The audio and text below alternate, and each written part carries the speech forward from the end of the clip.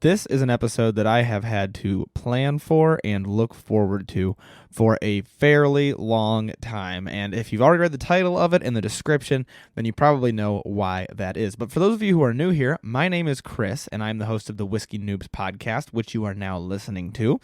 And this is the podcast where you learn how to drink, and we also drink in order to learn some things. Today is going to be the latter half of that. We are going to drink in order to learn some things. Because today's episode is going to be, is the neck pour real? And that's the title of the episode because that's the thing that I'm really focused on. But also, I'm going to be looking into, does a bottle really start to taste noticeably worse when it's been sitting on your shelf for too long? So that's the other half of this. I'm not only checking, does a bottle taste worse when it's brand new? I'm also checking, does a bottle taste worse when it's been on your shelf too long? So let's start with a little bit of background for both of those theories. The first theory, the neck pour, is pretty common nowadays, and what it essentially means is the first pour out of the bottle, which is usually called the neck pour, is typically thought to be worse than the rest of the bottle. The reason it's called the neck pour is because it's the little bit of whiskey that's in the neck of the bottle. Even if it's not in the neck of the bottle, even if it's a bottle with no long neck and all of the whiskey is down in the same area, not to be confused, that first pour will still be considered the quote-unquote neck pour. It's still what people are talking about when they say the neck pour. The neck pour is the first glass of whiskey that you have out of a brand new bottle of whiskey. And it is thought to not taste as good as the rest of the bottle of whiskey. And you might think that does not make any sense. If it's brand new, it should taste the best. The thought behind this is that whiskey needs to quote unquote open up a little bit. And you've probably heard that spoken about wine as well. It needs to have time to interact with the air a little bit in order to get its, I guess I'm going to use air quotes a lot, real flavor, air quotes, real flavor. It needs to open up with that oxygen in order to get that flavor. That is the theory. I'm not saying I subscribe to that theory, but that is the theory. And the flip side of that coin is that it is also thought that interacting with air too much and being around too long can make your whiskey go bad. And this has been long accepted, significantly more, I think, than the neck pour, at least in my experience.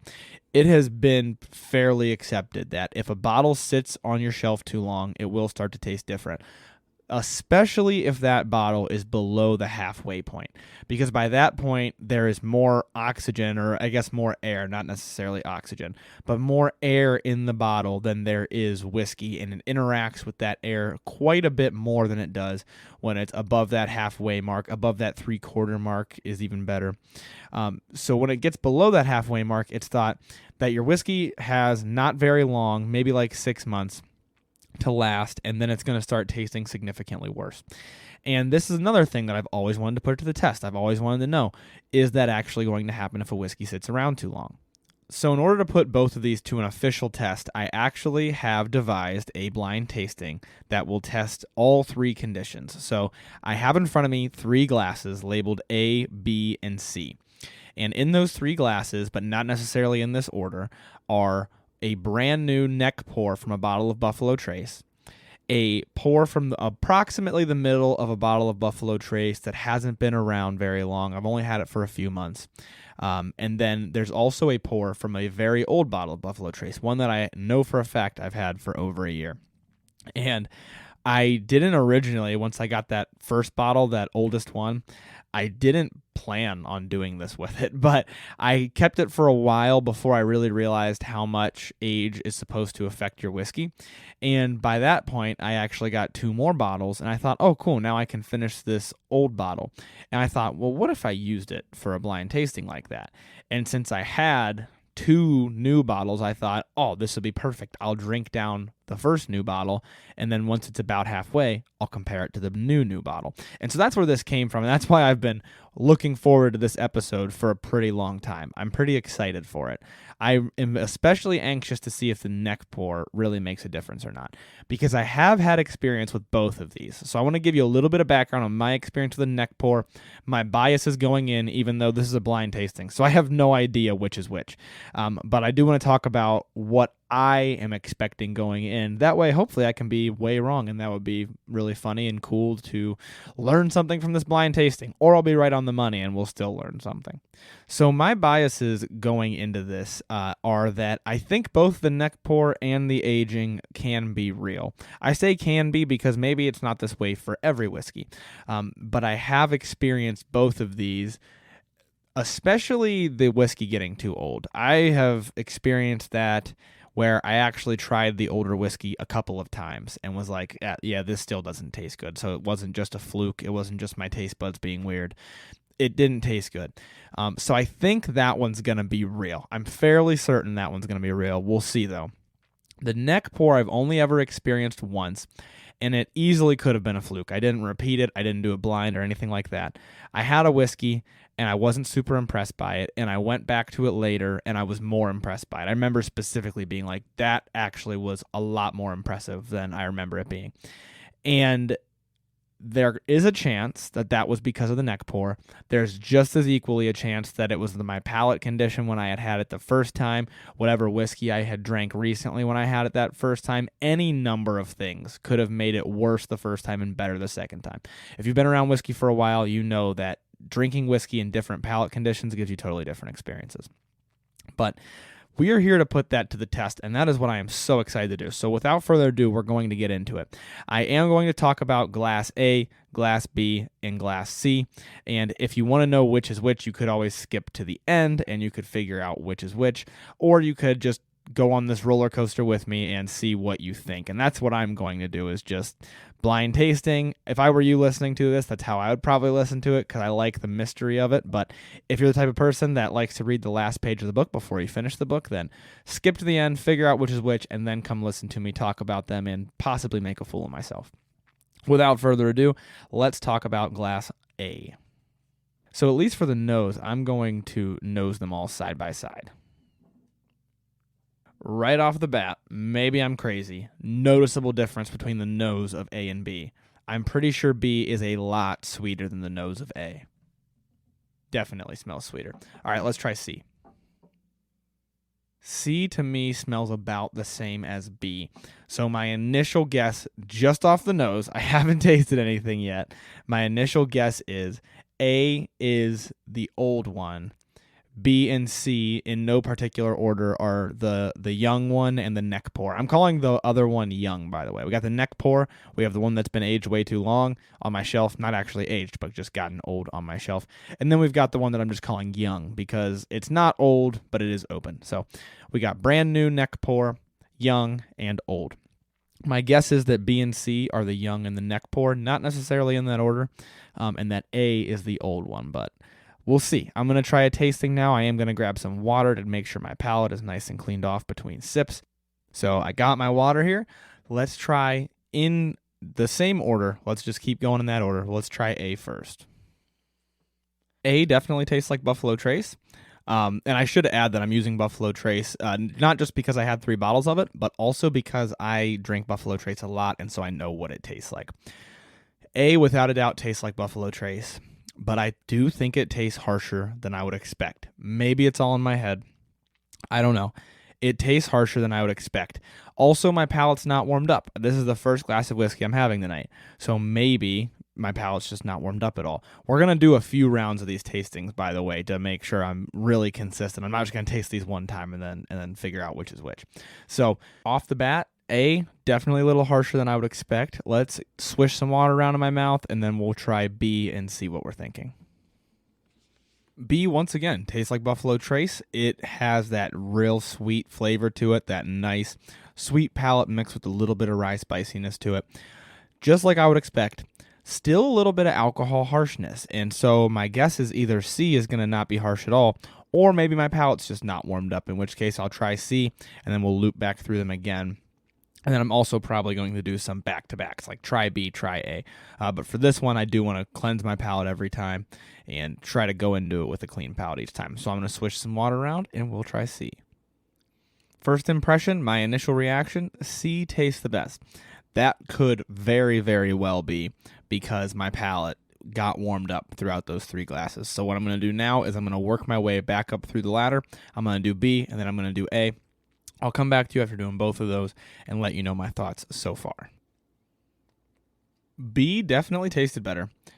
A still tasted rough, and so I actually did B, water, A, and then without water, I went right back to B to really get a quick comparison while I still had that A flavor on my tongue. And I didn't cleanse my palate, obviously, but if they were the exact same whiskey in the exact same condition, B should taste just like A tasted. And it did not. B still tasted sweeter. I did B, tasted a little bit sweeter. I did A, tasted harsh still, went right back to B, still tasted sweet. So there's probably something to this. I don't think A tastes as good. I'm very interested to see which bottle A came out of, but we're not quite done yet because I would like to try to decipher B and C. So far, I would say A tasted the worst. I'm going to go through now, though, and I'm going to do some pretty in-depth tasting, A to B, A to C, really make sure that A tastes the worst, and then I'll come back and then we'll probably do some comparing of B to C and really try to nail down which one I like the most, even if it's just all in my head. If B and C taste exactly the same, I'm sure in my brain I'm going to be able to say, this one's a little bit better, but it seems so far like they're pretty close, so we'll see. Okay, there is no doubt in my mind that A tastes the worst. And if it's the young bottle, the one that's not supposed to have anything wrong with it, I'm going to be very mind blown. And maybe, I don't know, maybe it's just a bad bottle, or maybe my taste buds are just not as good as I like to think they are. But it distinctly has more of an alcohol tone to it, more of a burn. It almost smells, when I go to take a sip, it almost has like a nail polish remover scent to it. So I'm going to say that A is the worst because it distinctly has a different taste to it than the B and the C do. I think maybe B and C are different. I'm excited to really put them head to head and try to figure out which is which. But A, it almost just tastes like a lower shelf Buffalo Trace to me. It tastes like you would expect Benchmark to taste or something like that, where the flavors are still there, and it still has that underlying tone that makes it Buffalo Trace. Like if I was drinking this on ice, I might not be able to tell the difference. But drinking it neat the way that I am, you can, because that base of Buffalo Trace is still there. But it's hidden behind this cloud of alcohol burn and a different burn / smell that's not just alcohol. Like I said, it almost reminds me of like acetone that you use to remove nail polish from fingernails or anything like that has that chemically type smell to it. That's what it's reminding me of, which I'm guessing would make it the oldest bottle. It's losing some of its flavor. It's losing its characteristics because it's evaporating. That would be my assumption. Maybe I'm completely off base, but my guess that I'm going to lock in is that A is the old bottle, or at least I'm going to distinctively say A is the worst bottle. So I'm interested to see which one it is. But I'm going to set it next to the old bottle for now because I think that's what it is. All right, I'm going to do a little bit more in-depth of a tasting with B and C here, and let's see what I think. I am leaning towards B tasting the best, but it's really close. I'm not done tasting the two yet before I officially lock in my answer, but I feel like maybe C does have just a tinge of that flavor that I was talking about with A that made it a little bit worse. But the fact that C has a tinge of that flavor and isn't a different type of bad would lead me to think maybe C is the young bottle and B is the brand new bottle, and maybe B tastes the best. Maybe the neck pour is complete crap. I don't know. We'll see. I'm going to keep going. Some of you might have skipped ahead already and you're already like, yeah, that's it, or no, you're completely wrong. We'll see. I don't know. Maybe I'm making all this up. Maybe it's all in my head because I'm overanalyzing it. A, I think I would put money on A tastes different objectively. If it's not an old bottle or a neck pour, then it just, something's wrong with the bottle. I don't know. It tastes distinctively different to me. We'll see. I'm locking that in. That's risky to say, but I'm locking that in. So I'm going to do a little bit more B and C, and I'll be back. I'd also say I'm re-nosing them a bit, and I'd also say that B has a better nose. I think if I can get my nose into it more without as much alcohol burn as I can with C. I think with C, I can go about the same proximity from the whiskey, and I get alcohol burn more from C. Or in other words, I can get my nose closer to B without the alcohol burn, whereas with C, I can start to feel that tingle in your nose that tells your nose, oh, you're smelling alcohol right now. I'm kind of getting that from C, but I will continue tasting them. But that was just an observation from the nose I thought was interesting. So maybe there is something to this. I don't know. I'm going to taste them again, and we're going to find out. One little blurb about the neck pour that I just want to kind of throw in here while I'm doing my tasting is I should mention the neck pour is not just openly accepted by everybody. It is something that is debated as to whether or not it's real. And the whole principle of it, the fact that the whiskey, it needs to age a little bit, needs to oxidize a little bit or mix with the air a little bit in order to taste better, kind of flies in the face of the other one that we're testing, then a whiskey gets old. It kind of flies in the face of that because you're almost saying that mixing with the air, being exposed to the air, is a good thing, whereas with a whiskey getting old, you're saying it's a bad thing. Now, that's not to say that both couldn't exist. They absolutely could, because I think the theory is the whiskey needs to interact with the air a little bit in order to open up, but it does not need to interact with the air nearly as much as it does when it's been sitting on a shelf for far too long. So I think that's the theory, but it is an interesting little fact I wanted to throw in there, and it definitely indicates the weakness in the argument that has led to some serious division online. There are people who are very much on both sides of the fence and say the neck pour is completely false and not real in people's heads.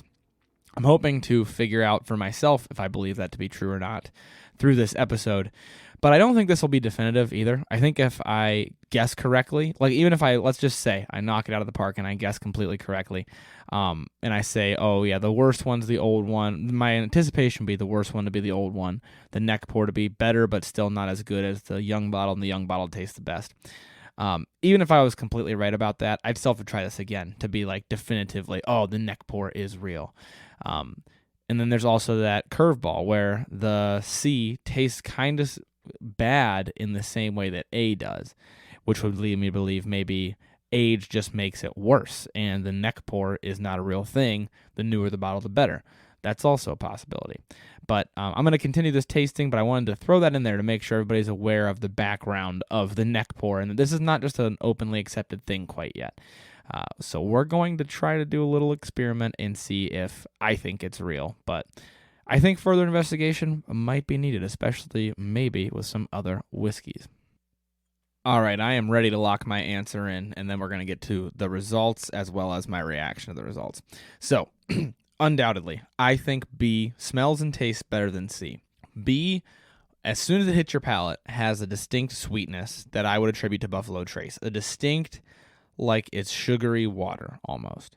C seems to have almost that exact same. And let me remind you, B and C are so much closer to each other than A was to B or C. I want to make that very clear.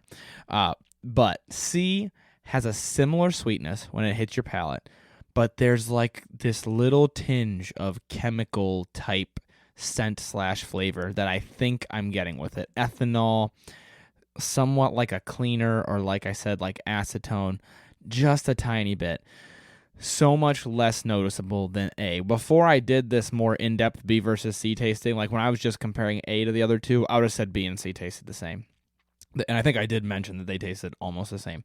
They taste very similar, but I do think perhaps there's something to this, and perhaps C tastes a little bit worse than B. That leaves me in a weird spot because I think C tastes worse than B, so which one do I think it is? It could be that it tastes worse because it's the young bottle. The young bottle does have a little bit of age to it. Obviously, it's been open for a few months.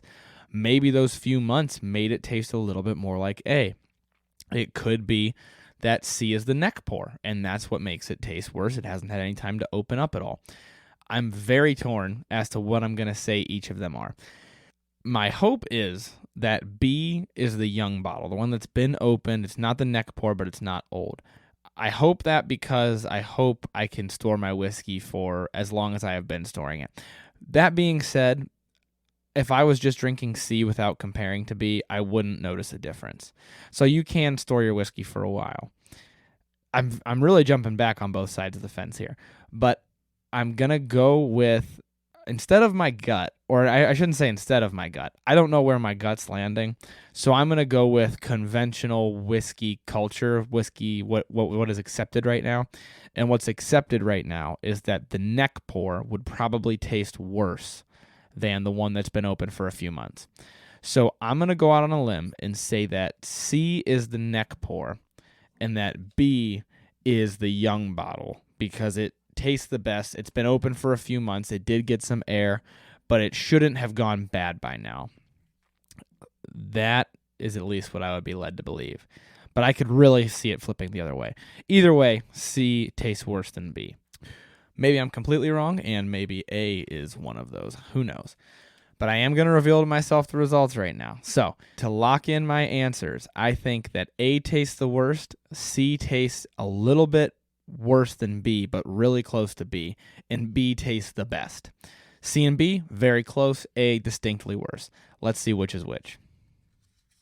How about that? So A is the Old Buffalo Trace, B is the brand new bottle, and C is the young bottle.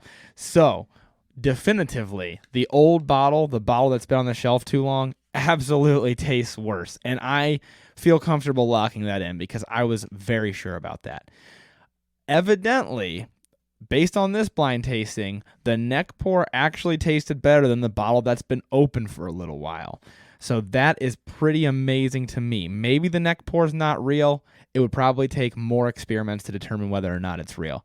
But this experiment would have it say that the neck pour tastes better than a bottle that has had a little bit of time to breathe. That is pretty amazing to me. And I think that's where my gut was leading. I'm not going to try to say that, oh yeah, it was just that good and I just knew it. Like I said, B and C, very similar. If I tasted them side by side, well, I did just taste them side by side. If I had not tasted them side by side, I don't think I would know the difference. If I drank B today, drank a whole glass of it, and tomorrow I drank a whole glass of C, I don't think I would have noticed the difference. If I drank a whole glass of the neck pour today, and tomorrow I drank a whole glass of the young bottle, I don't think I would have told the difference. But trying them side by side, the brand new neck pour bottle tasted better than the bottle that has been around for a little bit of time and gained a little bit of age. That is absolutely amazing to me. I was so excited for this episode. I was hoping I was going to find something like this out, and I did. To me, at least. As always, palate conditions matter. Everybody's going to have their own personal preferences, so that's going to play into it. But to me, this seems almost definitive. If I can repeat this with probably a different whiskey, I'm going to be very impressed by it. But this is just one experiment out of what may grow to be many. And I might do this again. Let me know if you enjoyed this episode and you want me to do this again, because I'll happily do this again with a different bourbon or a different whiskey. But it seems, to be fair, that the brand new neck pour B was the best out of them. So to reiterate that, for those of you who skip to the end to try to figure out which is which, stop the audio right here. B is the brand new bottle. C is the young bottle that had a little bit of age but not too much. And A was the old bottle that was no good anymore. So that is the order that they go in, and I am pretty bewildered by it. So if you skip to the end, now go listen to all the tastings and hear my opinion on it. But I am mind blown. I'm so happy that I did this. Let me know what you thought of this. Let me know if you want me to do more blind tastings like this, specifically about the neck pour and a bottle being too old, because that is very impressive to me. That especially with the A, that was very definitive. In between the B and the C, I think there was a difference. I don't think I would have really noticed it. But what's amazing to me out of that whole situation is that I liked the neck pour better. If B and C were switched, I would be like, oh yeah, maybe this isn't definitive. I don't know. But the fact that B was the best tasting one and was the neck pour would go against the hypothesis of the majority of whiskey drinkers, or the majority of the online community that I have seen. So that's pretty cool to learn. Once again, let me know what you thought about it. That's all that I've got for this episode today. So make sure that you learn to drink. But as we did in this episode, sometimes you've got to drink to learn. Thank you so much for listening to this episode of Whiskey Noobs. If you like the show, please make sure that you tell anyone you know who you think would be interested in the hobby or in the podcast. That way we can help to spread the word and continue to grow. Please also make sure to review the show on Apple Podcasts and share our posts on Instagram at whiskey_noobs or on TikTok at Whiskey Noobs Podcast. It only takes a couple of minutes and it really does a lot to help spread the word and grow the podcast. Also, there is an email list for the show. If you'd like to join, you can just send an email to whiskeynoobspodcast@gmail.com and in the subject line put email list. I will add you to the list and then you'll be updated every month with the whiskeys that we will be drinking on the show throughout the month. That way you can drink right along with us and see if you're getting the same notes. Once again, thank you so much for listening to the show. The Whiskey Noobs Podcast does not support underage or otherwise irresponsible consumption of alcohol.